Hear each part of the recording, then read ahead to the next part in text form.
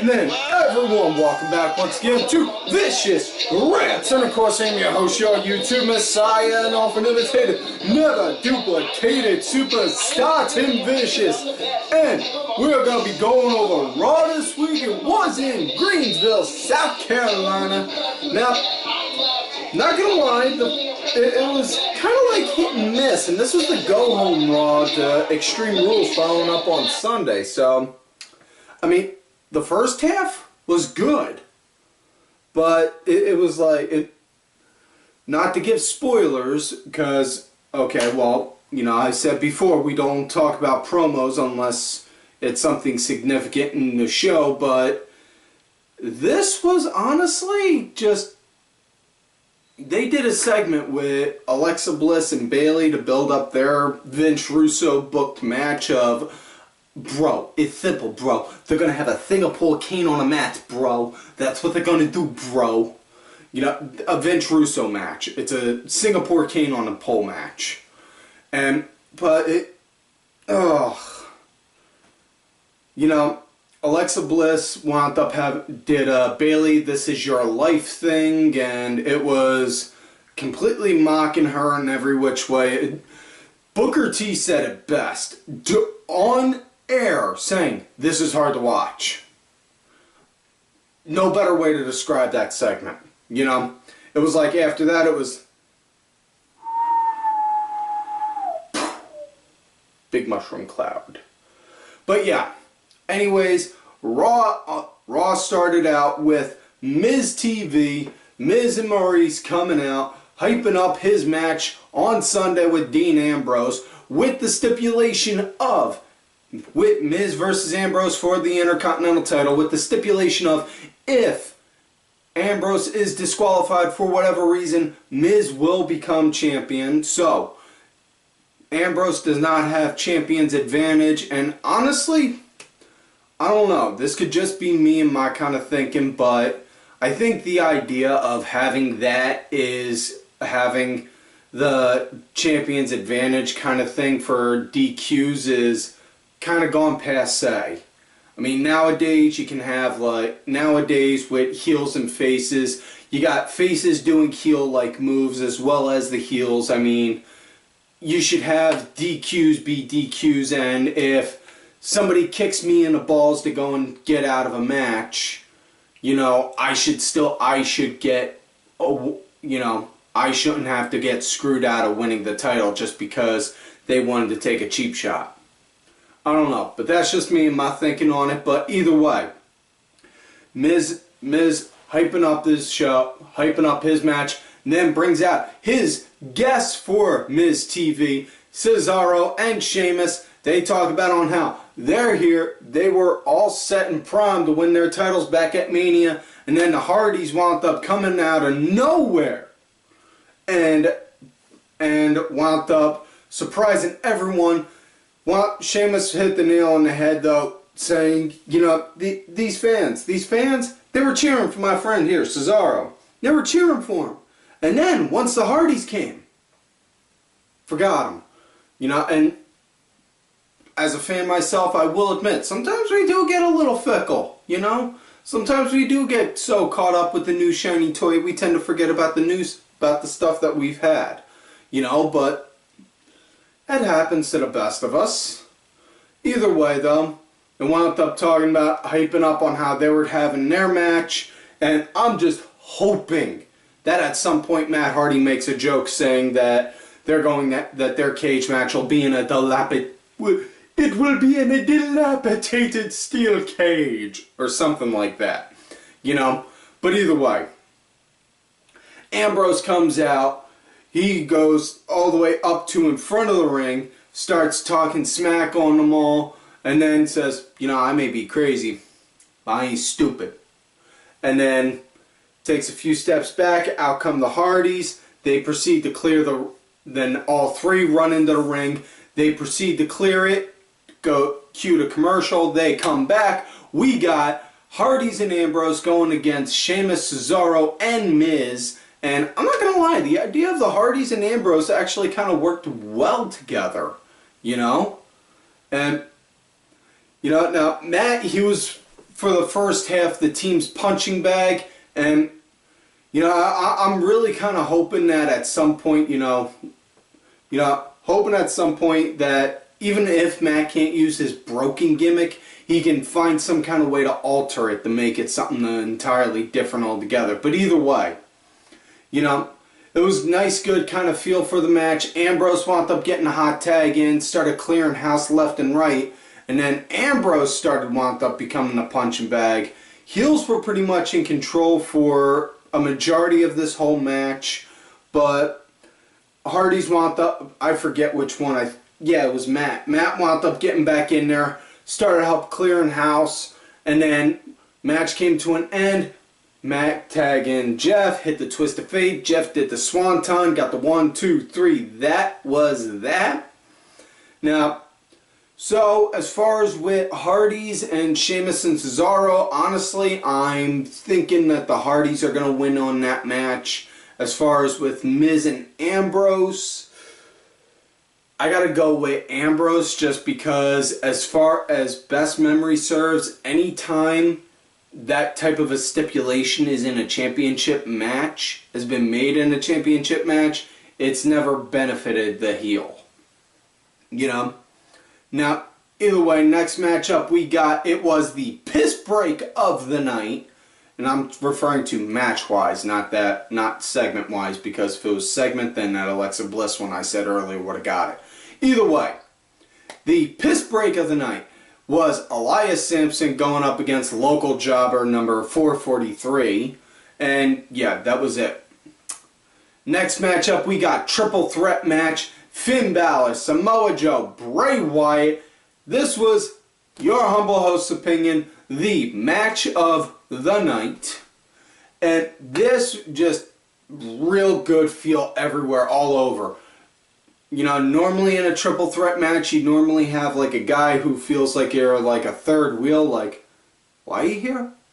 But this one, it felt good because, you know, each one was kind of hitting each other in their own kind of way, whether it was actually physical or doing like ring psychology wise or whatever. You know, Joe and Finn, they started slugging it out with each other. When Bray was coming in, you know, he would get his, but he was also doing his creepy weird shit to throw off Joe, and that's where I'm saying with the psychology, it threw him off. And it was just, it's great to see that kind of stuff because, you know, character development. You know, Bray is probably the most well-developed character on the Raw roster because you understand so many, he has so many depths and you can understand them all. You know? Whereas a lot of them, some of them, you kind of have a hard time understanding and grasping, like Finn, for example. As much as I love Balor, you know, the whole Finn Balor character, what's there to him, you know? He's, okay, understand he's got his demon persona, but what else does he got other than that? When he's not in the demon, you know, what is he? You know, what is he? What, you know, can't just say, oh, I'm looking to be the champ. Everyone's looking to be the champ, you know? What is it about his character? That's the thing. But either way, back to this match, you know, why, you know,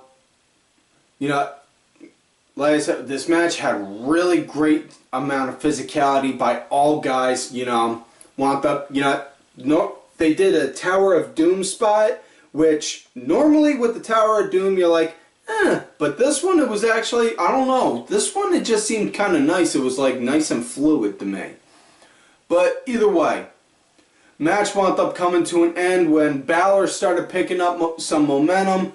He wound up hitting the coup de grace on Bray, and then just as he did, Samoa Joe picked him up, threw him out, and then got the pin. 1, 2, 3, that was it. So Joe won that match. And honest to God, would really love to see Samoa Joe win the Fatal 5-Way on Sunday just because of the sheer idea of Samoa Joe versus Brock Lesnar. That right there just screams money. You know? Either way though, next matchup we got Cruiserweight action. Noam going up against Rich Swann. First time in a while Swann has been on Raw, but either way, Dar wound up going at it right off bat, started targeting Swann's arm. Nice to see that, and I bring that up a lot, have somebody target a spot and just stay on that spot for the match, But as far as it goes, other than that, it was kind of like, and not gonna lie, as far as what the cruiserweights go, they're kind of like floating in like limbo now. Like it's almost like mid-card limbo for it at this point, because what else is there? I mean, we're not getting anything interesting or new, and the big thing that caught everyone's attention with the Cruiserweight Classic was a majority of those guys were guys that none of us would have ever thought were going to be in WWE, and yet they were there. I mean, who would have thought they'd have seen a battle between Kota Ibushi and Zack Sabre Jr. in a WWE ring? That happened, Either way, though, match wound up coming to an end. Swann, he wound up hitting a Phoenix Splash. That was it. So yeah, next matchup we got quick ass squash match. Kalisto going against Titus O'Neil. Throughout the entire match, literally, Kalisto was just speedballing all around Titus, using speed to go over his strength. That's normally on how you see those kind of matches, when you got the short little guy going against the big guy, use speed to get around. It's good, but match came to an end when words jumbled up. Fuck. When Titus wound up getting Kalisto in a roll-up and was holding the tights. 1, 2, 3, that was it. And then he was schooling Apollo, who was ringside, saying, you do that, that's on how you get the win. And Apollo's like, oh yeah, I saw that, you get the handful of tights like that, Now, either way, next matchup after that, we got another Cruiserweight match. It's the Cruiserweight tag match, and this is another part of the problem that the Cruiserweight division has had. On Raw, they've gotten to the point to where the Cruiserweight segments are one single match and tag team match. That's it. Nothing else. We need something else here, guys. Come on, you got to give us something. Anything. But either way,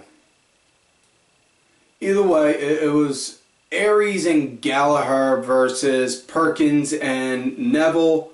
And this, had a nice pace to it. Excuse me.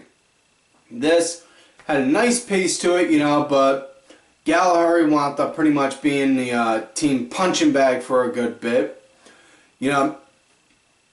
Aries wound up getting a hot tag in, started clearing the house. Aries, though, he wound up getting the win on Neville using the last chancery. Excuse me, got the hiccups. Fuck.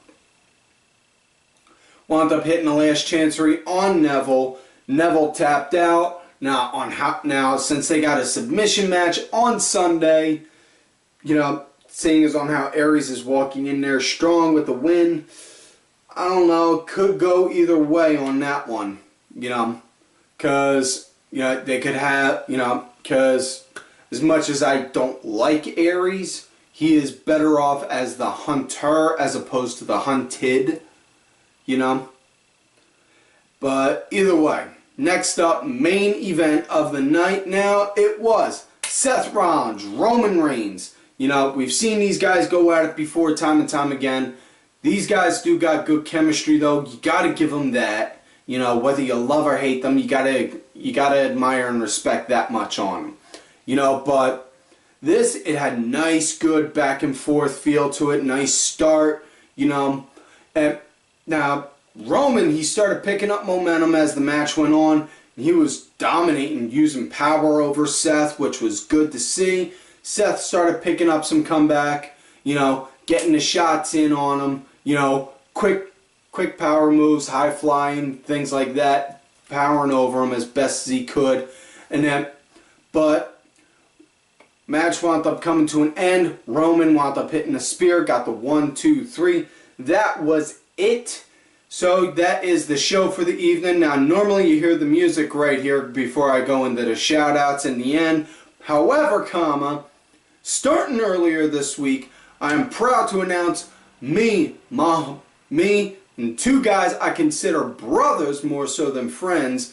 I am Danny Sunday on Twitter, as well as my executive producer Oliver Ben did start up a new monthly podcast series called The Dad Show. You can find our page on Twitter at _dad_show1.